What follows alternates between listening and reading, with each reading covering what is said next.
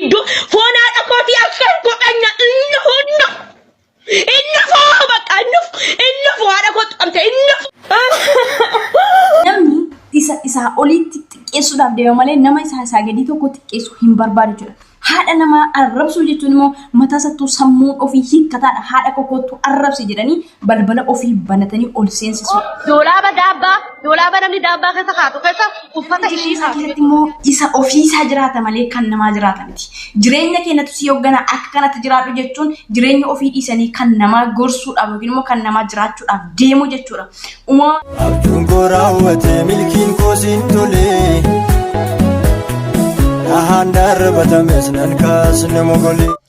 Yoo yaasama harka fuunee hordoftoonni Saaroon Entertainmentii nageenya koo kan jaallaa fi kabajaa isiniif habayyeetu jecha akkam jirtu nagaa keessanii anis nagaadha galata waaqayyo. Egaa social meediyaan gaafa namatti fayyadamu waan jechaa fi waan dubbatan na wallaalchisa. Gaafa itti fayyadaman immoo bu'aa guddaas irraa argachaa bu'aa guddaas immoo dhalootaa fi buusuu jedhee nama naanii jechuudha.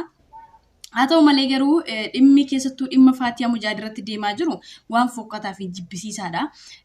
Maaliif akkuma isin beektan jechuudha mucayyoon tuni jaallattee miti dhimma lamaaniidha kan isheen jireenya gadhiisii keessa galte yookiin immoo jireenya gadhiisii gaafa isin jedhu jira miti toora isaatti deebi'ee namni dhaabbachuu yeroo itti dadhabu jira. Sana keessa kan isheen galtee dhimma isaa hundumti keessan hin beektu jechuudha. Haa ta'u malee garuu ittiin arrabsanii haamilee cabsuun kuffisanii obboleettii ofii akkasitti cabsanii hambisuun waan fokkataa fi jibbisiisaadha jechuudha. Guyyaa kaleessaa laayivii irratti akka nama sammuu maraatee taateeti jechuudha. Maraatee jechuun hin dandeessa jechuudha. Maaliif jammara jechuudha dhimma haadhaatiin kan wal qabatu baay'ee tokko nama dhukkubsa jechuudha. Haadha jechuun waan qalbiitti ibsamtee akkasumatti bira darbamtu miti. Laa jechuudha mubee siin jaalladha siin kabajaa haati kiyya sharmuudhaa qabrii keessatti waa'ee asu araramu waa'ee asu dubbachu never wallahi najibbi mana keessi dhufu najibbi narraa hafi baqa siimiti kan kaayiroo keessaa qabu narraa hafi najibbi narraa deem bas haati kiyya sharmuudha qabrii keessatti akkuma ati haadha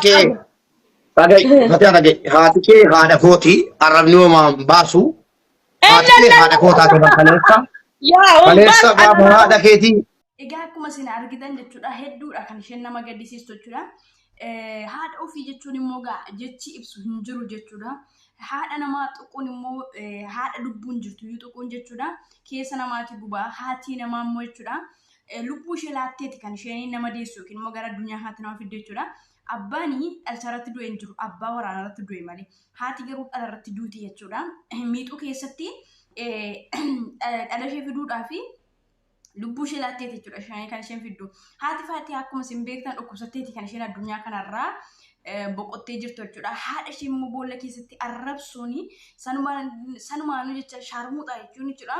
Maal akkamitti namni du'e yoo homaa sitti hin balleessine ka'ee yoo arrabni san lammata haasa'uu hin danda'u. Ishee dubbataa jirtu kana ana nama dubbataa jiru kana arrabsuun rakkoo hin qabu jechuudha. Yookiin nama dubbataa jiru nama afurri keessa jiru tokko arrabsuun rakkoo hin qabu inni si deebisuu danda'a yookiin immoo si dhiisuu danda'a. Garuu nama arrabni isaa hidhamee jiru yookiis immoo kana booddee carraa dubbatee si miidhuu hin dandeenye yookiis immoo waan gaarii tokko si godhuus ta'e hamaa godhuu hin dandeenye tokko akkamitti sammuu maaliitiin namni nama du'e tokko arrabsa?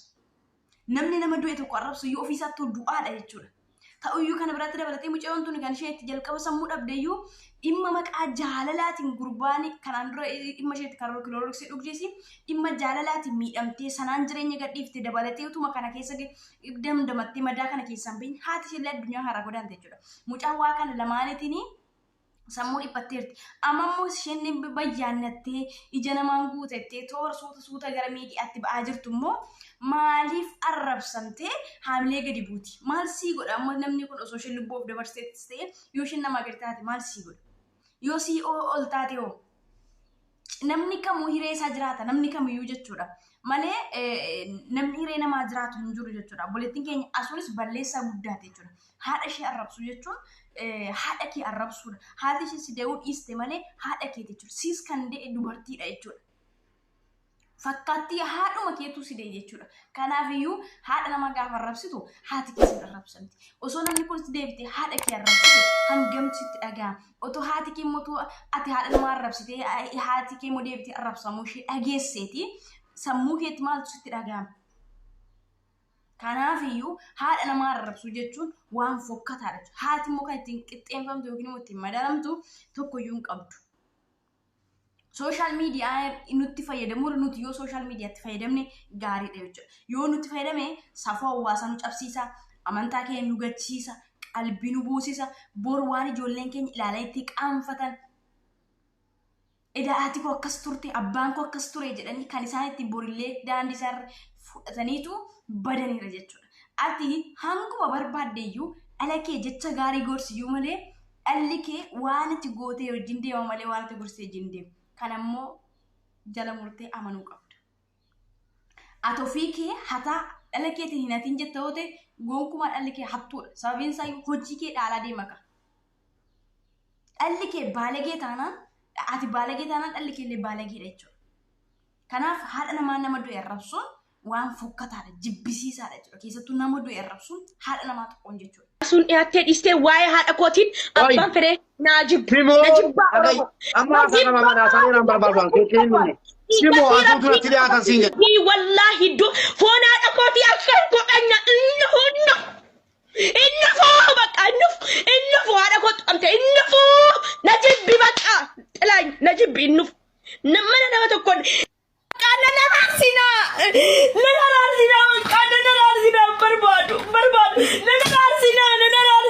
barbaadu. Yeroo akka kana taatu jechuudha hedduudha kan isheen nama gaddisiistu jechuudha. Kana keessa osoo mucayyoon sammuu dhabdellee rakkoodha jechuudha. Rakkoon sun immoo rakkoo uummata Oromooti. Rakkoo dhala namaati. Nama waan taateef jechuudha. Ormi baadaan gandaallee jechuudha. Akkas wal godhan jedha jechuudha. Namni kun miskiina dhugaa dubbachuudhaaf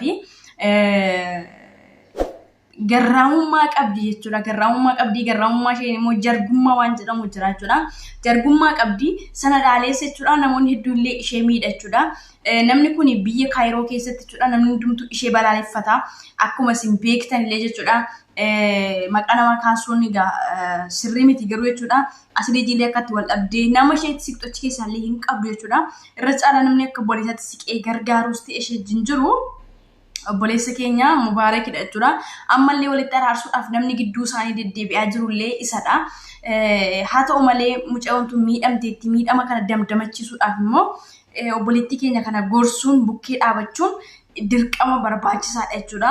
Maaliif haala kanaa yoo itti fuftee haadha isheerraa aarii haadha isheetii dabalatee yoo itti fuftee sana biraan obboleessa bukkeedha dhaabatee jabaadhuu ayisoos obboleettii koo si wajjinan jira sittiin dhagaamin jedhu hin qabdu abbaa akka kana bukkeedhaa hin qabdu waan ta'eef sana biraan hundumtuu faararraa jallifataadha. Yoo isheen rakkina keessatti quftee qofa kan isaan ittiin viidiyoo barbaaddatan yookiis immoo ittiin shaqqalatanii jechuudha. Kanaaf isheen illee kanaan dura dubbatteetti waan ta'eef jechuudha. Kana keessatti immoo gargaaruun bukkee dhaabbachuun dirqama jechuudha. Uummanni illee koomentiin dhaqxanii hin arrabsiinaa yoo isheen hangam balleesseeyyuu namni kun nama miidhamaati jechuudha. Nama miidhamteedha.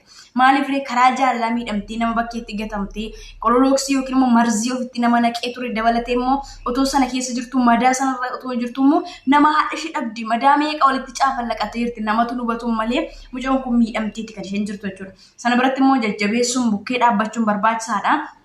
Namni immoo hiree isaa jiraata jechuudha.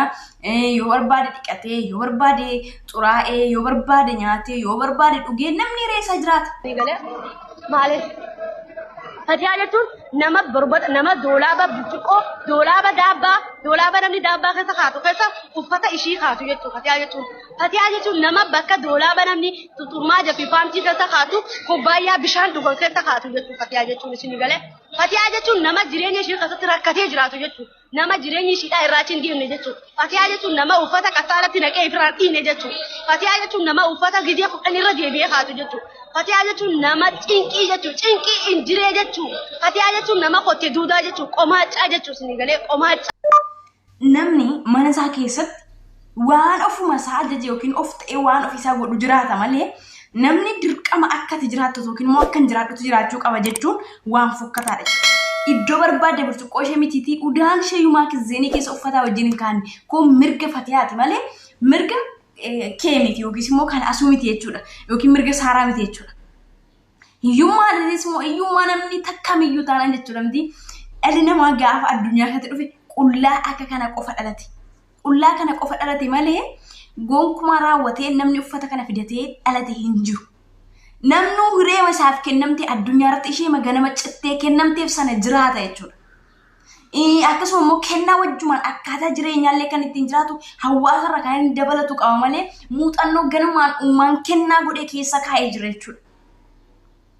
Kanaafuu zim jennee callisnee namaaf akkas gochuu dandeessee bakka iddoo burcuqqoo fi iddoo uffata gargar baafachuu qabdi. Udaan ishee immoo iddoo akkas kaa'achuu qabdi. Kafana ishee iddoo akkasii kaa'achuu qabdi. Iddoo akkasii kana godhachuu qabdi. Qabeenya qabaachuu qabdi. Mana qabaachuu qabdi. Fooq qabaachuu. No, namni jireenya mataa isaa jiraata malee jireenya mataa namaa hin jiraatu.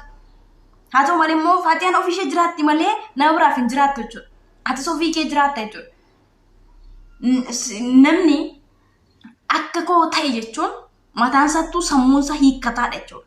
Hiikkataa anatu si hooggana jechuudha. Kana jechuun jireenya isaa hoogganaa jiru jireenya namaa hoogganuuf deema jechuudha. Atumti ofii kee immoo jechuudha. Dogoggora namni kamuu ni qaba jechuudha. Atumti mataan kee immoo dogoggora kumaatama hedduu qabaachuu dandeessa jechuudha. Kanaafuu namni immoo adeemsa keessa qabeenya ofuma isaa suuta keessa horata hin argata hireessa jiraata. Jireenya mana isaa immoo akka ofii isaa jedhetti jiraata malee akka namni isaa jedhetti jiraatu tokkollee raawwatee hin jiru jechuudha. Kanaafuu obboleettii keenya Fatiyaa jajjabina akkasumallee obsatu ishee barbaachisaa, gorsatu ishee barbaachisaa, akkasumallee bukkee dhaabachuu jajjabeessutu ishee barbaachisaa malee duukaa bu'anitti duuluun duukaa bu'anii akka se'anii madaatti kakaasuun rakkoodha jechuudha. Sana biraan immoo dabalatee jechuudha namni kun hinaaffaalli namni leerootti hinaafutu jira waan ta'eef hinaaffaarra kan keedha namni kan akkasii godhu malee jaallatee miti jechuudha. Har'a kan isheen akkas miidiyaarra baatee haadha ishee arrabsitee sana biraan immoo haala jireenya ishee arrabsitee akkasittiin gadi buusuudhaaf adeemtu hinaaffaa isheerraa qabdu yookiin immoo Faatiyaan ishee ol waan jirtu tokkoonidha malee namni jaallatee miti. Namni nama isaa gaditti hinaafu nama isaa gadiin arrabsu nama isaa gadii namni hin xiqqeessu nama isaa olii gadi xiqqeessu haamilee ziggochuu barbaada waan ta'eef jechuudha. Hanga ammatti kan si wajjin ture Ansaar Entertainment irraa yaada fi komii yoo qabaattan immoo barreessuu hin dagatinaa. Nagaatti.